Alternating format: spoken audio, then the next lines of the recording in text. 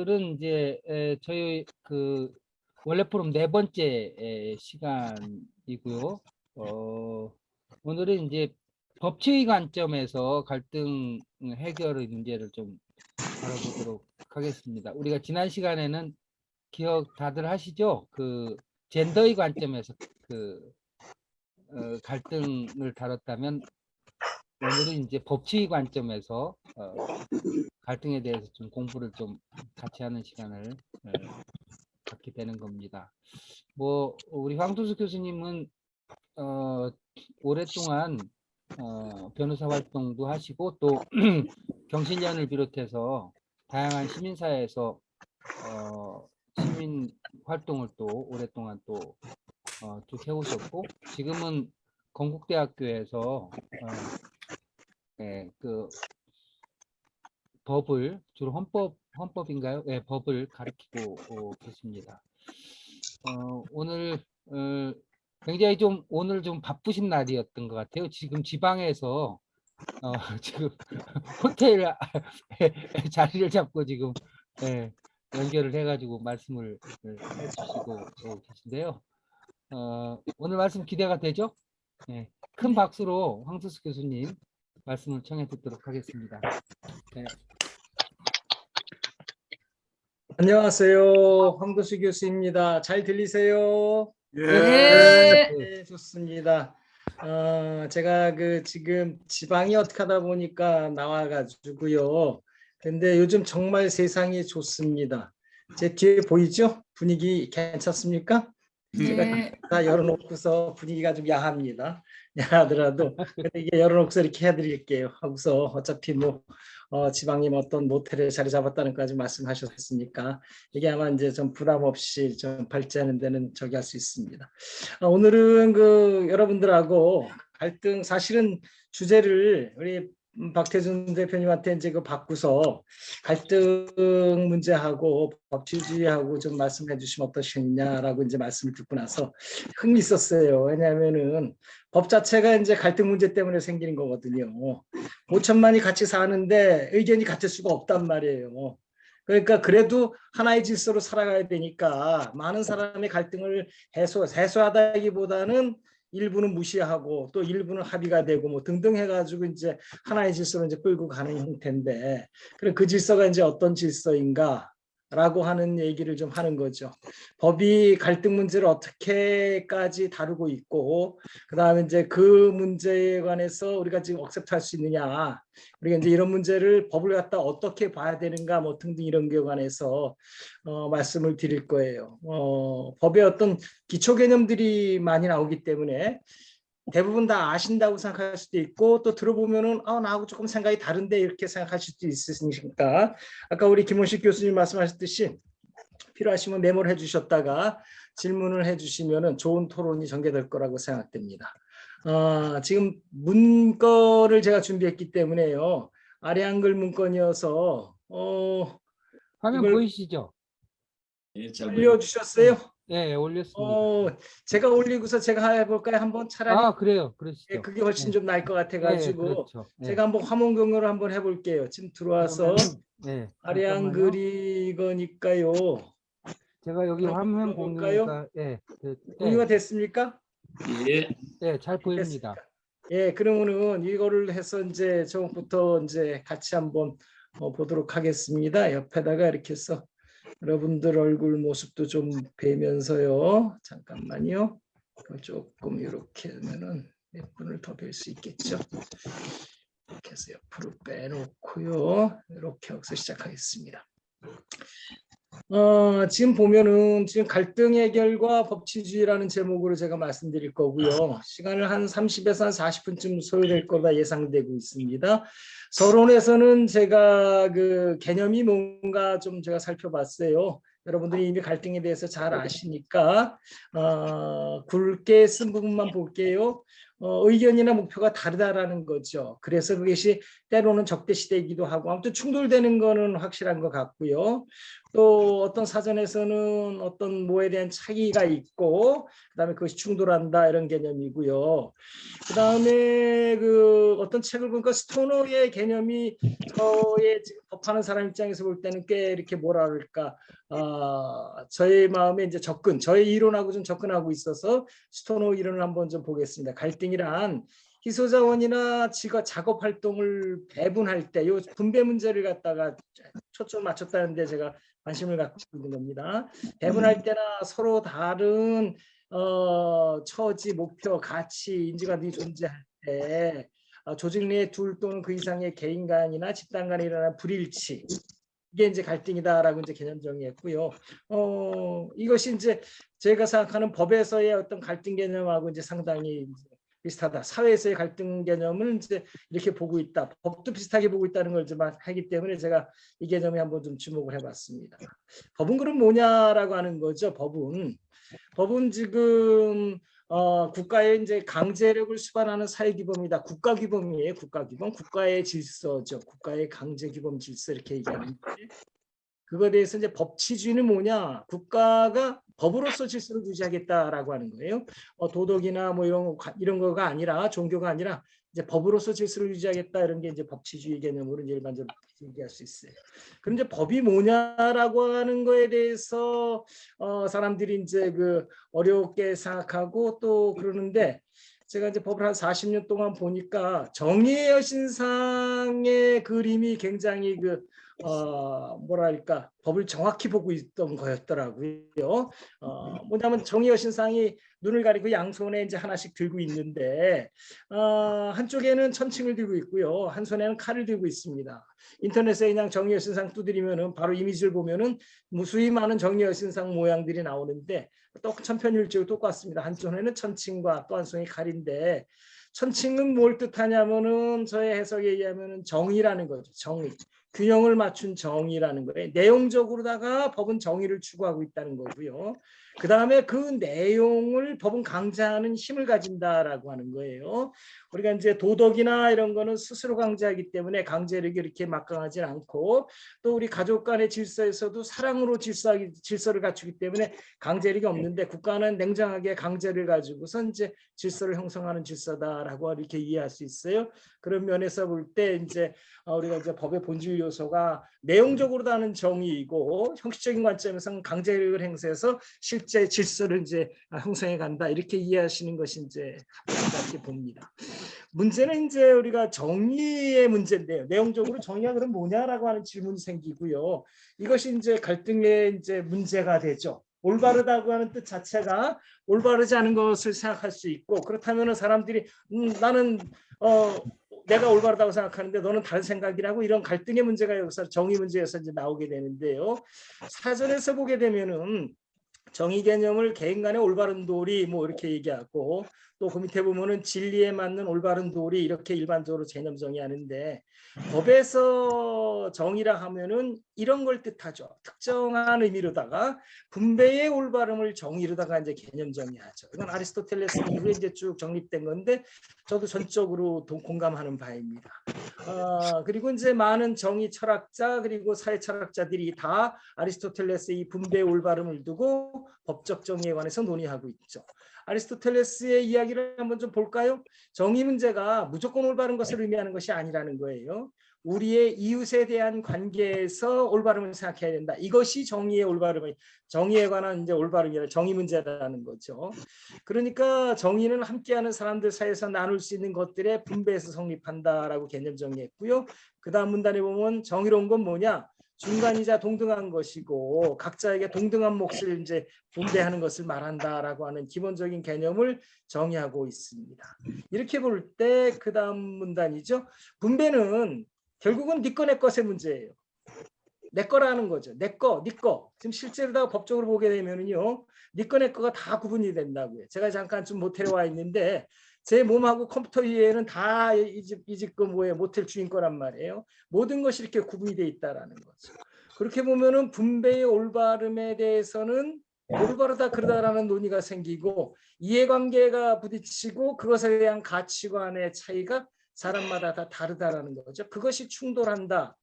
아까 본 갈등 개념하고 이제 똑같이 제기되는 겁니다. 이런 의미에서 볼 때 문제의식이 뭐냐면 법이 분배의 올바름을 위한 규범 질서인데 이걸 갖다 보면은 분배에서 생기는 갈등을 해결하는 질서로서의 법을 이해할 수 있고요. 또는 갈등을 법은 분배 문제로 파악하는 질서다라고 이제 양쪽을 다 얘기할 수 있는데 어차피 결론적으로다가 법에서는 분배의 올바름을 내용으로 해서 그것에 대한 질서를 정립하는 거다 이렇게 이해할 수 있습니다.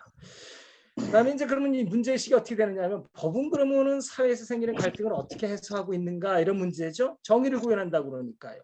또 우리나라 법치주의는 갈등 문제를 제대로 해소하고 있는가 이런 질문이에요. 법으로.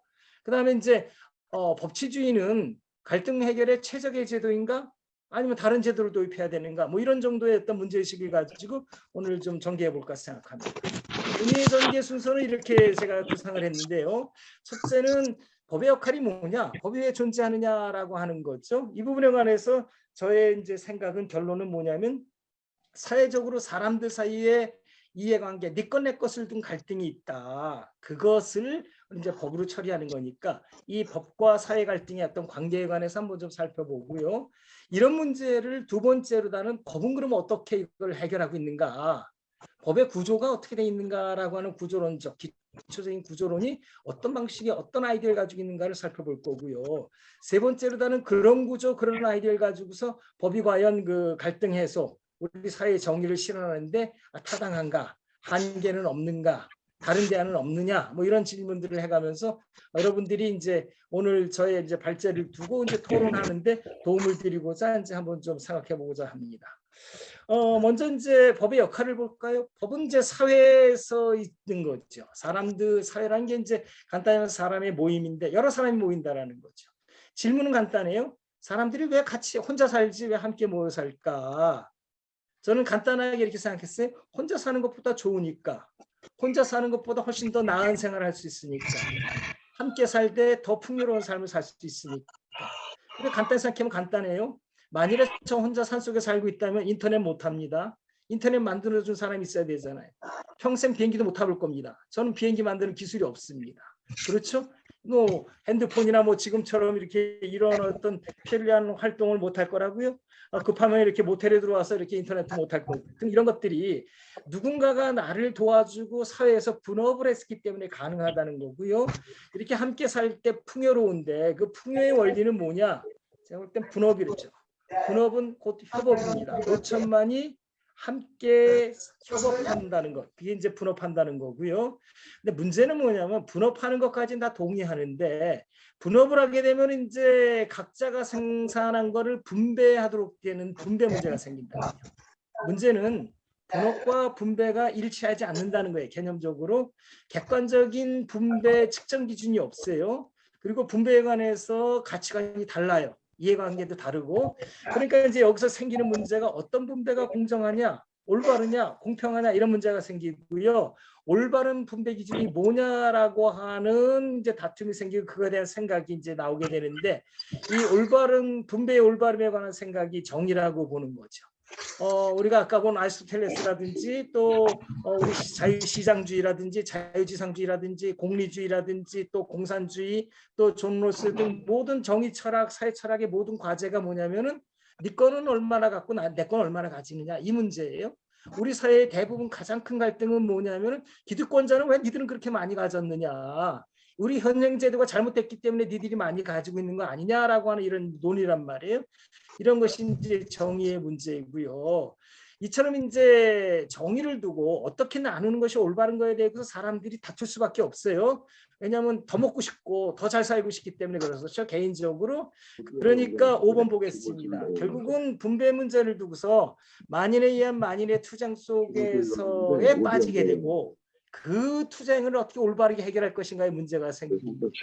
가치관 이해관계가 이제 차이가 있는데 문제는 인간이 절대적인 기준을 가질 수 없다는 겁니다. 인간은 원래 잘 모르는 존재라는 거죠. 소크라테스가 이제 말했던 고대부터 이제 제가 좋아하는 철학자들이 소크라테스하고 이제 근대의 칸트인데 소크라테스가 너 자신을 알라고 할 때 그 의미는 나는 나 자신이 모르는 걸 내가 알고 있는데 잘 모르는 걸 알고 있는데 그 당시에 소피스트는 니들이 잘났다고 다 안다고 떠들으니까 네 자신을 알라라고 이제 떠드는 거니까 그러니까 소크라테스는 내 자신이 잘 모른다라는 걸 인정하고 있었죠. 칸트 역시 마찬가지죠. 칸트가 이제 인식론을 전개하면서 본질론에서 인식론 넘어오면서 이제 우리의 인식에 한계가 있다라는 거죠. 인식은 3차원 공간과 시간에 갇혀 있고 그리고 사고 또한 일정한 범주에 갇혀 있다라는 존재를 얘기를 했단 말이에요. 그 이후에 우리가 절대적인 어떤 가치, 기준 이런 거를 인간이 알 수는 없다. 그렇다고 영 모르는 건 아니고요. 여기서 얘기했듯이 그 밑에 줄 법은 잘 모르는 거죠. 사람들이 잘 모르는 거. 어차피 잘 모르는 사람들이 함께 모여서 올바름이라고 하는 것을 구현하는데 그 질서를 찾는 게 이제 법이다 이렇게 보는 거죠. 그러면은 이제 법을 정의할 때 이렇게 얘기할 수 있죠. 정의의 관점에서 분배 문제, 분배 갈등을 해결하는 질서다 이렇게 볼 수 있고요. 그런 의미에서 법치주의는 원래 갈등을 해결하기 위해서 사회적 갈등을 해결하기 위해서 미리 만들어둔 도구다라고 이제 개념 정의를 한번 해보고서 넘어갈 수 있습니다. 다음에 이제 이런 어떤 갈등을 법은 어떻게 이제 어떤 구조로다가 어떤 체계로다가 처리하고 있는가라고 하는 거예요.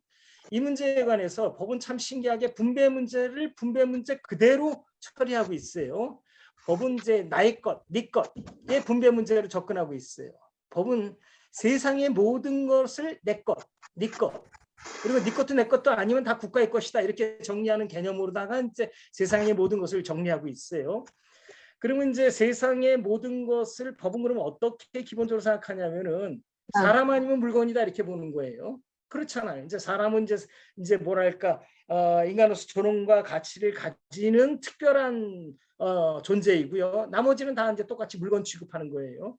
그런 의미에서 볼 때 사람에 관해서 내 거다라고 하는 개념이 성립이 되고요. 그다음에 이제 나라는 사람이 이제 외부에 이제 있는 나머지 두 저기를 보게 되면 하나는 물건이고요. 다른 하나는 다른 사람이라고요.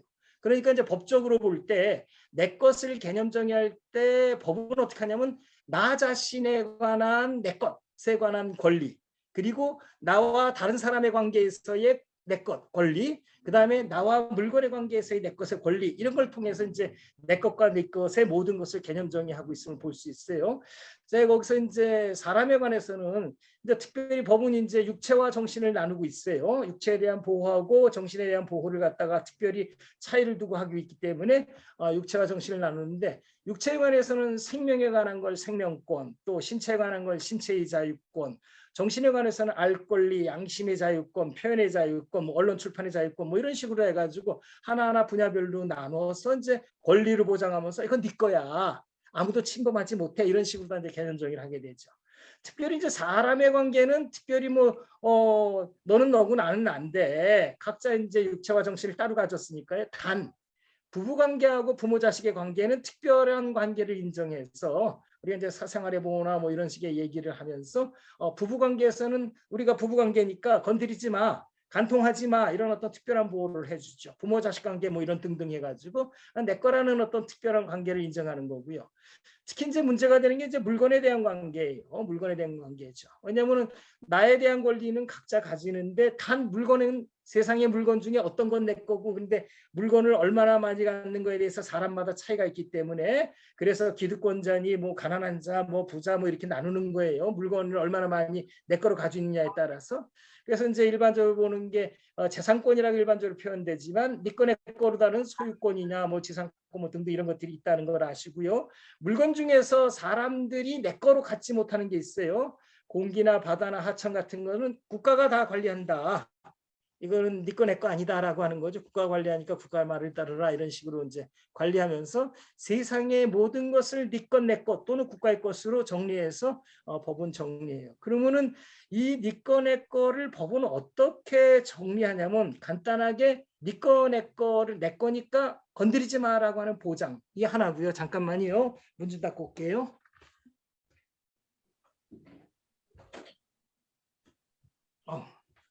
생각해 보니까 얘가 이중문인데 하나만 달았어요. 하나는 내 거를 네 거로 만들고 네 거를 내 거로 만드는 논리적으로 이 두 가지를 법적으로 이제 보장하면 끝나니까 그걸 갖다 이제 구조적으로 체계화하면 되니까 보장에 관해서는 뭐냐면은 분배된 거 내 것을 내 것으로 보장하는 거예요, 법적으로. 그러니까 적극적인 내용은 내 것인가 내 마음대로 사용수익 처분한다라는 거죠. 얘가 지금 모텔에 들어왔지만 저한테 이걸 넘겨줬기 때문에 이건 내 거가 된 상태죠. 그러니까 제가 이거 마셔도 돼요. 내 마음대로 하고 사용수익 처분을 제멋대로 할 수 있습니다. 이것에 대해서 법적으로 보장하는 건 뭐냐면 다른 사람이 침해하지 말라라고 하는 식으로 이제 법적으로 보장하게 되죠. 만일에 누가 이걸 갖다 절도했다든지 또 그러면은 절도죄로 처벌받고 저한테 이제 손해배상을 하게 되는 이런 구조를 갖게 되는 거예요. 법의 방법론은 뭐냐면은 뭘 네 멋대로 해라라고 강요하지는 않고요. 다른 사람 보고서 그걸 침해하지 마라. 저 사람 지멋대로 하는 거를 놔둬라. 건드리지 마라. 방해하지 마라. 침해하지 말라. 소극적인 방법으로 내 것을 보장하게 되죠. 이런 식으로 이제 보장한다는 거고요. 이렇게 해서 이제 보장된 내 것을 가지고 사람들이 이제 내 것을 네 거로 만들고 네 것을 내 것을 만드는 이런 구조로 다 변동을 하게 되죠. 국가가 이제 이걸 변동하게 되는데 국가 변동하는 게 아니라 법이 이런 변동을 하는 제도를 만들어 놓게 되죠. 크게 둘로 나눠지는데 하나는 사법적 변동이고 또 하나는 공법적 변동이에요. 사법적 변동은 뭘 뜻하냐면은 개인들끼리 각자 개인들끼리 내 거 네 거를 서로 바꾸는 거예요. 그러니까 매매하는 게 이제 대표적인 얘기겠죠. 그렇죠? 매매를 하면은 돈과 물건을 이렇게 바꾸는 거죠. 그다음에 이제 교환은 물건과 물건을 바꾸는 거고 빌려 쓰는 것도 가능해요. 임대차 계약이라든지 등등 해가지고 아이디어를 내서 아무튼 사람과 사람 사이에서 계약을 하면 둘이 약속하기만 하면 그대로 변동시켜주는 방식을 우리는 택하고 있어요. 여기 보면은 당사자 혼자서는 변동이 안 돼요. 사법적으로다는 상대방이 오케이 할 때 된단 말이에요. 당사자 양측이 모두 합의할 때 이런 걸 계약이라고 그래요. 변동이 발생해요. 그러니까 각자가 자유예요. 아무리 저쪽에서 원해도 나 싫으면 그만이에요. 그런 의미에서 이거를 이제 좁은 의미에서 자유주의다 이렇게 얘기할 수 있어요. 그리고 거래가 일어나는 곳을 경제학적으로 이제 시장이라고 그러고 그래서 시장주의다 이렇게 얘기하는 거예요. 그다음에 이제 공법적인 변동이 있는데 이것은 뭐냐면은 국가가 공동체적 의사로다가 결정하는 거예요. 공권력을 행사해가지고 결정하는 거죠. 예를 들면 이제 국가가 영업정지 처분해 버리는 거예요. 또 운전면허 처분을 한다든지 운전면허 취소 처분을 한다든지 또 도로를 만들겠다고 토지를 수용 처분한다든지 소득이 생겼으니까 조세를 부과해가지고 소득세를 내라는 조세 부과 처분을 한다든지 이것은 국가가 일방적으로 처분한 내용대로 변동이 이루어진다라고 하는 거죠. 근데 사실은 이거는 국가가 일방적으로 결정하기 때문에 잘못될 가능성도 있죠. 그렇죠? 위험하단 말이에요. 위험한데 우리가 국가의 처분에 대해서 대부분 말썽이 안 나는 이유가 있어요. 왜냐하면 그 뒤에 공권력은 민주 절차에 의해서 뒷받침되어 있기 때문이라는 거죠. 그렇죠? 오늘날 예전에는 군주 마음대로 했기 때문에 군주 주권이기 때문에 군주 마음대로 했는데 오늘날은 모든 공권력 행사는 민주적인 뒷받침이 있어야 된다라는 거예요. 그래서 공법적 변동을 우리가 이제 좁은 의미로 다 민주주의다 이렇게 표현할 수 있습니다. 민주주의라 표현할 수 있고요. 그러면은 이제 공법과 사법의 관계를 우리나라는 지금 어떻게 정리하고 있냐면요. 일반적으로 이제 많이 쓰지 않는 용어인데 사회국가주의라는 용어를 이제 쓰게 되죠. 이제 독일의 이제 헌법 조문이 이제 조차슈타트라는 단어를 이제 우리가 헌법학에서는 번역을 해서 사회국가주의다 이렇게 표현하고 있는 거고요. 일반적으로 이제 사회복리국가 정도로다만 이해하면 됩니다. 뭐냐면은 자유주의, 시장주의를 원칙으로 하고 있어요. 각자 개인들끼리 거래해서 변동시키는 걸 원칙으로 하면서 단 그 시장에서는 문제는 뭐냐면 항상 독과점이 발생할 수밖에 없어요. 독과점이 발생하니까 누군가가 큰 이득을 보고요. 그리고 빈익빈 부익부가 발생할 수밖에 없다라는 거죠. 여기서 생기는 사회적 문제점을 국가가 공권력 행사를 통해서 민주적으로 이제 보충하는 스타일로다가 가는 것이 우리가 말하는 사회국가주의예요. 그러면 어떤 식으로 보충 국가가 해야 될 일이 뭐냐? 간단해요. 첫째는 자유주의가 제대로 작동할 수 있도록 자유주의에서 보장하는 기본권을 보호해 준다는 게 첫 번째 업무고요. 두 번째, 자유주의, 시장주의에서 발생하는 문제점을 해결하는데 그 첫 번째 게 시장에서 공급이 안 되는 공공재를 국가가 공급하는 거예요. 국방, 치안, 그다음에 SOC 이런 거를 국가가 공급하는 거죠. 또 세 번째는 뭐냐면은 시장에서 발생하는 빈익빈 부익부 문제, 특히 그중에서 사회적 약자의 생존을 보장해야 된다라는 거예요. 이 생존 보장에 관해서 인간이 뭐가 필요한가에 대해서 헌법은 정확히 얘기해주고 있는데, 첫 번째 게 육체에 관해서는 지금 우리나라 의료보험이 잘 돼 있고요. 정신에 관해서는 교육제도가 지금 준비가 돼 있고, 그다음에 사생활에 관해서는 지금 주택 문제가 사생활하기 위해서는 공간이 필요하기 때문에 주택 문제가 공급이 되는데, 이 부분이 빵점이에요 지금 현재 우리나라. 그래서 대한민국에서 지금 현재 주택 문제가 급격한 큰 중요한 이슈로 떠오르는 이유라고 저는 보고 있습니다. 마지막으로 물건에 관해서는 지금 나이의 순서에 따라서 유아에 대한 어떤 그 보육 문제라든지 마지막에 연금까지 해서, 또는 기초생계비라든지 필요한 물건을 공급하기도 하죠. 이런 식으로 해서 인간한테 필요한 생존에 관한 걸 공급하고요. 마지막으로다는 시장 질서 자체가 독과점으로 너무 흘러서 생기는 문제를 해결하기 위해서 일부 시장 질서에 조금 개입하는 거예요. 근데 이 사회적 시장 질서 개입하는 문제에 관해서는 상당히 조심스러워야 된다는 게 이제 저희 생각입니다. 이런 의미에서 볼 때 오늘날 우리나라에서 논의되고 있는 이분법적 논의는 헌법적으로 잘못됐다라는 거죠. 너 자본주의 할래, 공산주의 할래, 둘 중 하나 택해. 공산주의 좋아? 너 그쪽 가. 뭐 이런 식의 이분법 논리. 또 이건 아니라는 거죠. 또 자유주의 할래, 사회주의 할래. 뭐 이런 식으로다가 우리나라는 이미 벌써 자유주의와 민주주의를 두 가지를 이미 벌써 혼합해서 쓰겠다고 헌법에 아주 명시하고 있는 나라인데도 아직도 이런 이분법을 가지고서 서로를 비난하는 것에 대해서 가슴 아픈 일이다라고 저는 생각합니다. 다음에 이제 이런 법치주의의 어떤 체계를 갖다가 그러면 정돈을 해볼 때 어떤 구조를 갖게 되느냐 하면은요. 법치주의란 법에 따라서 이제 이런 어떤 그 니꺼 내꺼를 이제 정리하는 거니까 제일 먼저 공법과 사법이 같은 구조를 갖는데, 첫째는 이제 법을 만든다는 거죠. 법에서 앞으로 뭐를 니꺼 내꺼를 보장하고 어떤 식으로 사법적으로 변동되고 어떤 식으로 공법적으로 변동되는지를 법으로 정하는 거예요. 그리고 법이고 그 법에 따라서 집행이 이루어지는 거죠. 사법적 변동이 이렇게 이루어지고 공법적 변동이 법에 따라서 이렇게 이루어진다, 이렇게 되는 거고요. 또 그다음에 법이 정한 대로 내 것이 어떻게 보장된다는 게 이제 그 보장되는 보장을 하는 거죠. 만일에 이렇게 집행이 되는데 니꺼 내꺼 가지고서 이제 분쟁이 발생하게 되죠. 내가 내 입장에서 볼 때는 내게 맞는데 저 사람은 자기 거라고 우기고 있다면은 당연히 그 문제를 해결해야 되고, 그 분쟁 갈등을 해결하기 위해서 법이 정한 대로 재판에서 해결하겠다라는 것이 이제 사법이죠. 사법이고, 이런 의미에서 이제 법치주의의 기본 체계는 입법, 법이 있고 법을 집행하고 그다음에 그것에 대해서 분쟁이 생기면은 사법으로 처리하겠다, 이렇게 얘기하는 거죠. 그 밑에 문단을 보게 되면요, 점 찍은 부분이요. 법은 세상의 모든 것에 대한 사람들 사이의 갈등을 미리 내 것 내 것의 문제로 정리한 뒤에 그것을 법에 따라서 해결했다는 방법이 기본적인 생각입니다. 근데 문제는 뭐냐면요. 법과 정의 자체가 법이 정한 게 바로 정의는 아니잖아요. 그렇죠? 인간이 여러 가지 가능한 정의 중에 잘 모르는 인간들이 골라서 이거로 하자라고 선택한 거에 불과한 거기 때문에 우리가 생각하는 정의, 다른 정의를 생각하는 사람과 실제로 법으로 정한 정의하고 갈등할 수밖에 없단 말이에요. 그런 의미에서 이제 법의 내용이 정의롭지 못하다면 우리는 어떻게 되느냐라고 이런 문제 등부터 시작해서 이제 법치주의 자체를 두고서 이제 갈등이 발생하게 되죠. 그래서 이제 법치주의와 이제 갈등의 관계를 갖다가 이제 살펴보면은요. 먼저 법의 구조를 생각하면서 어떤 법치주의에서 어떤 갈등이 발생할 수 있나를 좀 제가 분류해 보면은, 첫째는 법 자체에 대한 갈등이죠. 우리가 네 것 내 것을 이렇게 보장하고 어떻게 변동될 거야를 정하는데, 그 법이 정한 내용 자체가 정의롭지 못하냐 정의로우냐를 두고 이제 이게 이제 갈등이 생길 수 있는 거예요. 오늘날 우리나라에서 많이 이루어지고 있는 너 공산주의 할래, 자본주의 할래, 이런 내용들이 바로 이런 논의란 말이에요. 이런 논의죠. 그다음에 이제 그건 뭘 뜻하냐면 구체적으로는 법이 정한 요건과 효과가 정의로우냐에 대한 어떤 생각의 어떤 대립이고요. 특히 이제 법의 내용이 이제 신자유주의로 가야 되느냐, 사회복지주의로 가야 되느냐, 공산주의로 가야 되느냐 서로를 두고 비난하게 된단 말이에요.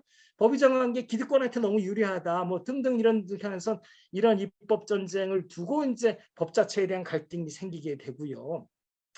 그다음에 이제 또 법에서 또 뭘 정하냐면 뒤에서 보듯이 이제 민주적인 어떤 절차를 정하게 되는데, 절차 자체가 왜곡됐다는 갈등도 있을 수 있어요. 그건 뒷부분에 이제 좀 설명을 해드릴게요. 그 두 번째 줄만 볼까요? 그 가로의 두 번째 줄. 특히 정치인들에 대한 민주 절차와 관련해서 정치인들에 대한 불신이 쌓였기 때문에 이 부분 갈등은 쉽게 이제 해결이 안 된다 이렇게 보고 있습니다. 두 번째, 법대로 법이 정해져 있다 하더라도 그 다음에 이제 법의 집행에서의 이제 한계가 있어요.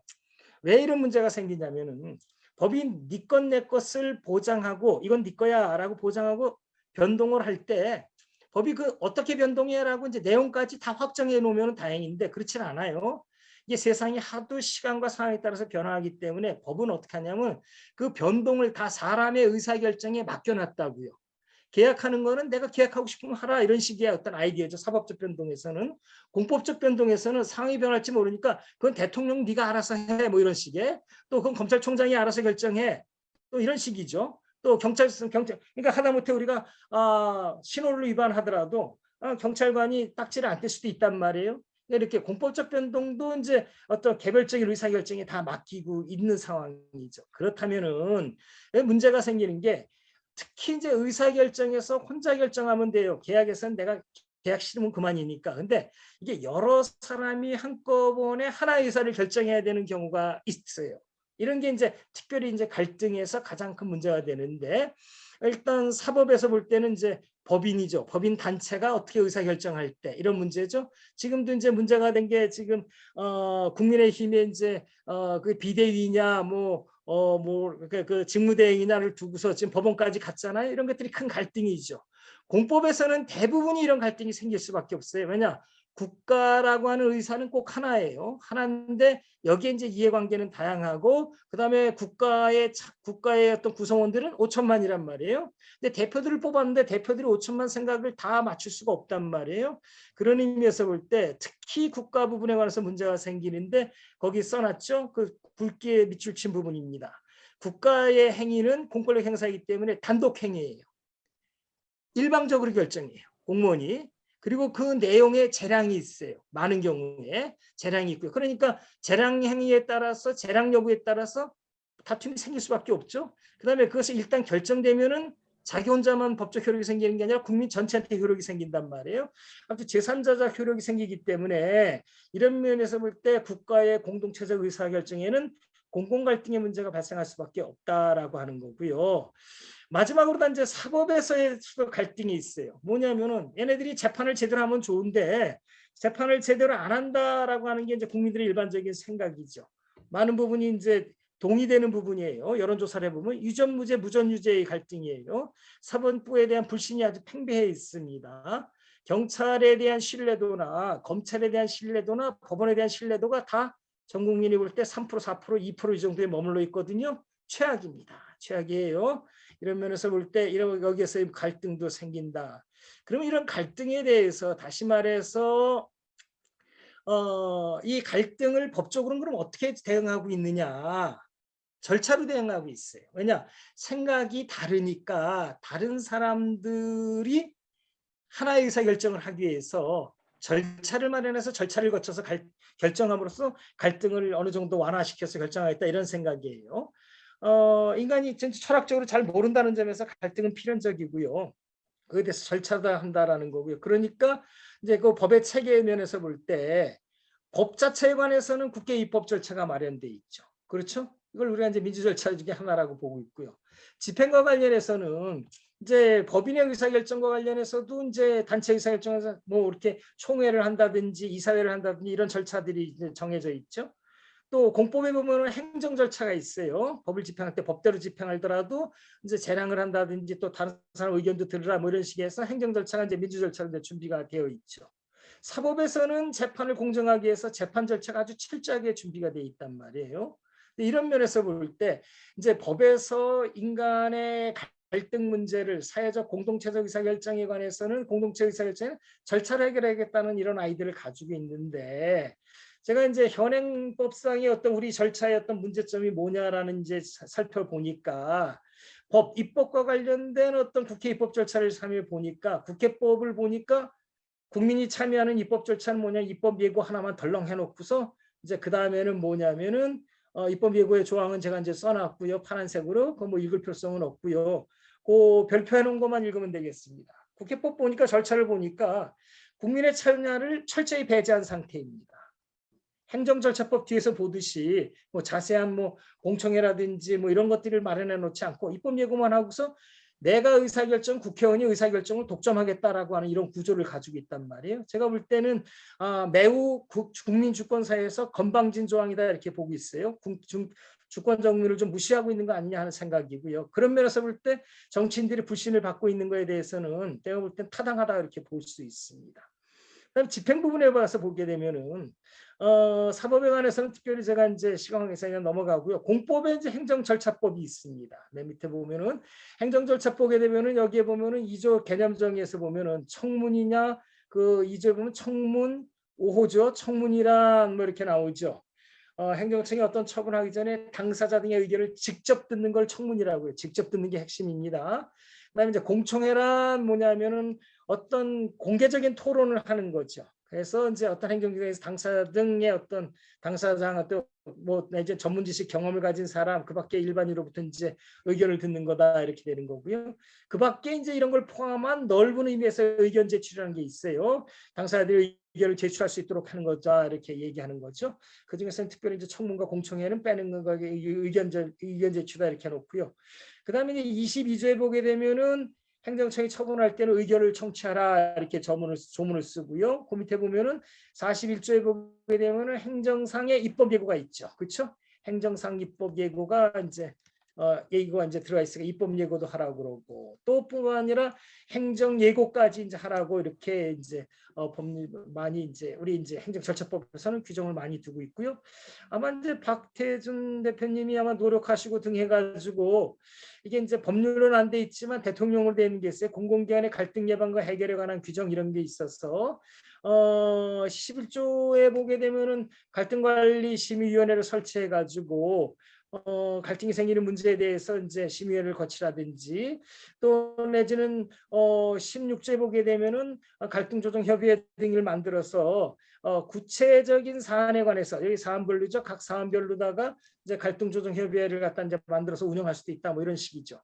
근데 제가 볼 때는 이런 조항들이 개별적으로 들어가기 있는데 물론 이제 개별법에도 개별적으로 있는데 공공기관 갈등 예방 규정이 행정절차법으로다가 아까 말한 이런 규정들이죠. 이 대통령이 행정절차법으로다 정착되지 못한 걸 보면은 우리나라 법령 체계가 전부 다 그렇듯이 이게 지금 체계적으로 정비가 안 돼 있어요. 이제 중구난방이죠. 전문가가 아니면은 특별법하고 특례법을 찾아내지 못할 정도로다가 복잡한 나라입니다. 미국 같은 경우는 USCS인가 해서 이제 법령이 체계적으로 정비되어 있는 법령집이 따로 나오는데 우린 그게 이제 돼 있질 않아서 이 부분은 이제 법제처에서 좀 이게 정비가 됐으면 좋겠다라는 생각이고요. 아무튼 절차에 관한 문제니까 이제 그런 건 이제 따로 저기하고요. 일단은 제가 볼 때 국회 절차보다는 행정절차법이 오히려 절차 면에서는 조금 더 안정적이라고 볼 수 있는데 근데 여기 사실 제가 안 썼는데 예외 조항이 많아가지고 이리저리 다 빠져나가고 있는 게 현실입니다.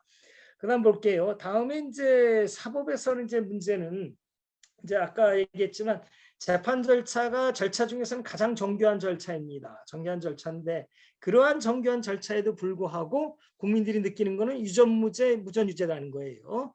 그래서 심지어 뭐까지 나오냐면은 이제 법원 재판 못 믿겠다, 우리들끼리 해결하겠다 해서 대체적 분쟁 해결 제도라고 하는 게 이제 논의가 되고 있는 상황이다라고 하는 거죠. 특히 이제 갈등 문제니까 이 대체적 분쟁 해결 제도에 관한 논의를 제가 요약을 했는데 그것도 요약한 게 아니라 제가 요약한 게 아니라 위키백과에 잘 나와 있어요. 지금 보니까 위키백과의 내용을 그대로 제가 옮기면서 저의 어떤 의견만 잠깐 좀 더했으니까 이게 이제 사법의 문제점을 갖다 이들 법치 다시 말해서 이게 인터넷 연결이 불안정하다는데 잘 들리나요? 사인 좀 해주실래요? 네, 좋습니다. 그럼 계속 할게요. 대체적 분쟁 해결이 뭐냐면 개념적으로 한번 정리해 보면은 이 부분은 법원의 소송, 법원의 재판 이외의 방식으로 하는 이제 분쟁 해결 방식을 말한다라고 얘기하는 거고요. 그 밑에 보면은 뭐 굵은 부분이죠. 협상, 화해, 조정, 중재와 같이 제3자의 관여나 직접 당사자들이 직접 교섭 타협하는 어떤 분쟁 해결 방식이다라고 하는 거고요. 이것이 이제 법원에 대한 어떤 불신에서 이제 생기는 건데, 그 다음 문단의 밑줄 친 부분 볼까요? 오늘날 소송이 제기되는 사건의 5% 이하만이 판사나 배심원이 있는 법정에 이르고 대부분이 ADR 절차에 해결되고 된다고 한다. 이건 미국 얘기인데요. 이건 뭔 뜻이냐면은 미국 재판도 돈이 너무 많이 든다는 거예요. 보통 사람들이 이용하기 힘든 상황이라는 걸 잘 얘기해주고 있고요. 아무튼 이런 면에서 볼 때 우리 법치주의의 어떤 핵심인 사법적인 어떤 분쟁 해결이 문제가 있다는 건 확실하고요. 우리나라에서도 이제 비슷한 일이 이제 발생하고 있죠. 배경을 보게 되면 줄친 부분만 볼게요. 분쟁을 해결하는 방법 중 법원의 판결을 통하는 것이 가장 전통적이고 궁극적인 방법이에요. 그러나 이제 그 굵은 부분 볼게요. 비용과 시간에 있어서 비효율적이다라는 거고요. 그래서 이제 민사 소송과 관련해서 이제 다양한 대체 수단, 대체 분쟁 해결 수단이 이제 논의되고 있는 거고요. 쭉 넘어가서요. 여러 가지 제도 중에 하나가 화해예요. 화해는 뭐냐? 당사자들끼리 합의 보는 거예요. 계약하면 돼요. 우리 이렇게 분쟁 해결하기로 하자. 도장 찍으면 되는 게 이제 화해고요. 그다음에 이제 중재는 좀 알아두셔야 되는데, 이게 뭐냐면은 중재란, 여기 설명이 아주 가장 명확한 것 같아요. 분쟁의 양 당사자가 우리 이제 이 사람한테 재판받자라는 거예요. 국가 말고 제3의 재판관, 중재재판관과 그다음 우리 둘을 정하는 중재법률을 모두 계약으로 정한 다음에 이 중재계약에 의해서 분쟁을 해결하는 방식이에요. 즉 국가의 판사가 아니라 양 당사자가 협의하여 선정한 제3자가 재판을 하면서 그다음 민법이나 기타 국가의 법률이 아니라 양 당사자가 합의하여 정한 근거 법률로 재판한다라는 거죠. 다시 말해서 한마디로 민간 재판이라고 생각하면 딱 맞아요. 민간 재판 생각하면 맞는데 이게 이제 국제 상사에서는 많이 쓰인다고요. 많이 쓰여요. 왜냐하면 법원에 이제 전문가들도 아니고 그다음에 나라마다 법률이 다르니까 차라리 이제 국제 상사 중재 쪽으로 다 이제 많이 가게 되는 이유가 되죠. 이러니까 이제 많은 사람들이 중재 괜찮네 그러면서 재판이 뭐가 필요해 이러는데요. 사실은 그 추가라고 본 부분은 제가 이제 로마법 얘기를 제가 이제 좀 쓴 겁니다. 로마법에서 로마에서 이제 법이 생기는데 우리가 로마법 하면은 그 로마법은 예전에 이제 고대는 다 이제 공법이었는데요. 로마법은 이제 사법을 의미해요. 일반적으로. 그 부분 한번 좀 읽어볼게요. 원래 고대의 법은 공법으로만 전개되었어요. 국가가 하라 말라, 도둑질하지 말라, 뭐 이렇게 간통하지 말라, 뭐 살인하지 말라 이런 식의 전개되었다. 니꺼 내꺼 보장하는 걸 그런 식으로 했죠. 근데 고대 군주 국가는 공법 문제뿐만 아니라 민사 문제도 모두 공법으로 해결하고 있었어요. 훔치지 말라, 절도죄, 뭐 업무를 제대로 해라, 배임죄, 업무방해죄 등등 좋지 않은 이것이 그 대표적인 사례들이죠. 그런데 고다의 로마에서 사람들은 민사의 분쟁을 니것 내것 서로 거래하는 분쟁을 중재제도로 해결했어요. 그러니까 자연스럽게 사인들 사이에 법률 관계가 형성됐어요. 이건 네 거고 이건 내 거야 라고 이제 서로 법률 관계가 형성되잖아요. 그러니까 이제 공법과 달리 국가가 이래라 저래라 하는 공법과 달리 사인 간의 이제 권리 관계가 생기는 사법 질서가 형성돼 나갔고요. 로마는 그 사법 질서의 분쟁을 중재를 대신해서 국가의 재판권으로 우리가 해결해 줄게 이렇게 나섰어요. 그래서 이제 로마 시대 때 민사재판 제도가 이제 성립이 된다고. 민사재판 제도가 이제 확립을 하기 시작한단 말이에요. 우리가 이제 로마법이라고 말하는 법은 특별히 이 사법을 얘기한다고 하는 거예요. 근데 이 사법이라는 게 굉장히 중요한 건데 주목할 점은 이 사법 질서에서 사람들은 내 것을 직접 주장할 수 있어요. 법적으로. 그게 뭐냐면 권리예요. 권리. 이 권리 개념이 형성된단 말이에요. 국가에 의한 어떤 군주 국가에서의 공법 관계에서는 굳이 권리 개념이 필요 없어요. 왜냐하면 국가가 시키는 건 너 해. 의무 개념만 있으면 됐는데 이 사법에서는 서로 대등하게 네 거 내 거를 서로 주장할 수 있어야 되니까 권리 개념이 생기는 거고요. 이 권리 개념이 발전해서 근대 국민국가 이후에는 국민이 국가에 대해서도 권리가 있다는 주장을 전개하게 돼요. 국가가 너 내 기본권을 함부로 침해하지 마 이렇게 된단 말이에요. 그래서 이제 우리가 근대의 기본권 개념이 기초가 이제 형성이 된단 말이에요. 그런 면에서 로마법이 굉장히 중요하다고 볼 수 있고요. 이런 걸 보면은 제가 왜 이걸 굳이 이제 어렵지만 좀 설명해 드리는 이유가 뭐냐면은 이걸 보면은 중재제도보다 재판제도가 한 수 더 발전한 제도란 말이에요. 더 안정적이고 그다음에 공정하다는 게 보장돼 있는 제도란 말이에요. 사설 재판관보다는 국가의 재판이 그래야 되는데 현실적 국민이 느끼는 유전무죄, 무전유죄는 이건 진짜 최악이라는 거죠. 이런 면에서 볼 때 아무튼 뭐 우리가 이제 대체분쟁제도를 봐서 우리의 재판제도에 대한 어떤 반성을 하는 거죠. 여기 보면 조정은 뭐냐 하면은 뭐 이제 보면 이제 권고라는 개념만 아시면 되고요. 한번 봅시다. 그다음에 7번으로 넘어갈게요. ADR 운동의 실제 의미가 뭐냐면은 60년대 미국에서 일어난 운동이었는데 꽤 쓸만했다는 거죠. 첫째, 종래 사법제도 하에서 법의 조력을 받지 못하던 시민들. 왜냐하면 돈이 없어서 소송비용이 너무 비쌌거든요. 미국에서 실제로 그래요. 그다음에 그 사람이 도움을 얻게 됐고, 그다음에 당초 우리와 달리 이류 법률 서비스가 아니었어요. 특히 국제 상사 분쟁 같은 경우는 전문가들이 들어왔기 때문에 아주 대부분 법원에서 무식한 판사한테 재판받는 거 훨씬 유리했다는 어떤 평가도 나온단 말이에요. 그다음에 많은 또 ADR 전문가들이 양성되어서 새로운 분쟁 해결 방법 영역으로 이제 개발이 되고 있다. 뭐 이런 식의 어떤 나름대로 평가는 할 수 있습니다. 근데 저는 이제 이 부분에 관해서 어느 정도 그 역할은 한정돼 있다라는 게 저희 생각이고요. 어느 정도 기하는 이제 비판적으로 볼 때 어느 정도 기하는 건 인정하지만 법치주의의 문제점을 드러내고 그 문제점을 해결하는 수단이기도 해요. 그러나 이를 너무 강조해서 그 영역을 지나치게 확대할 필요성이 있나라고 하는 게 저희 생각이고요. 원래 로마에서 봤듯이 법치주의가 대체적 분쟁 중재제도의 문제점을 해결하여 확립된 제도이고요. 훨씬 더 좋은 제도다라는 거예요. 그리고 마지막 줄침 부분 볼까요? 공법 영역에 적용해서는 이 중재제도가 바람직하지 않은 게 이제 분명하고요. 아무튼 좀 결론적으로 넘어가 볼게요. 결론적으로 제가 볼 때 법치주의는 인류가 개발한 제도 중에서 가장 바람직한 제도 중에 하나인 건 분명합니다. 그리고 법치주의를 중심으로 갈등을 해결하는 것은 그나마 또 바람직할 거라고 좀 보고 있고요. 다만 법치주의가 구현하고 있는 현행 제도의 문제점을 우리가 인식해야 되는 건 당연해요. 더 바람직한 형태의 제도를 우리가 찾아야 되고요.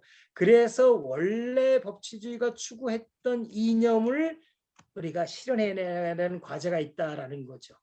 결국은 이제 갈등 해결은 법적 제도로 구현돼야지만이 결국은 실질적인 실효성을 갖게 된다고 보는 거예요. 왜냐? 강제력을 갖고 있기 때문에 그렇다라는 거예요. 우리가 중재를 해도 최종적인 강제력은 국가의 권력으로다가 넘어오게 돼요. 아무튼 그런 면에서 볼 때 우리 이제 아까 이제 공공기관 갈등 예방 규정 같은 것이 이제 법적인 제도로 정착된 한 예라고 이제 저는 볼 수 있고요.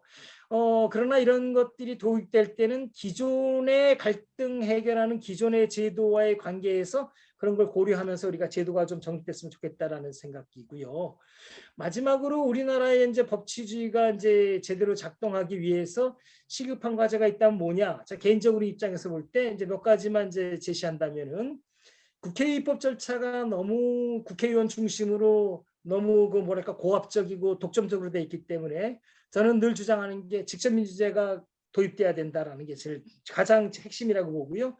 다시 말해서 국회와 국민이 서로 경쟁 관계를 가져야 된다는 게 저희 주장이고요. 두 번째, 법의 집행과 관련해서는 행정절차와 관련해서 국민 참여제도, 그다음에 전문가 활용제도, 공무원 책임제도가 강화된다는 거 이런 정도가 좀 내가 볼 땐 조금 더 특히 마지막에 공무원 책임, 특히 민사 책임이 강화돼야 된다는 게 저희 개인적 생각입니다. 마지막으로 이제 사법 절차와 관련해 가지고서는 재판 절차와 관련해서 판사들이 뭘 제일 무서워하는가? 자기 판결문 공개되는 걸 제일 무서워할 겁니다. 그렇지 않겠어요? 우리나라 지금 현행 판결문이 다 공개되어 있는데 한 건당 1,000원이에요. 국민이 자유롭게 볼 수가 없어요.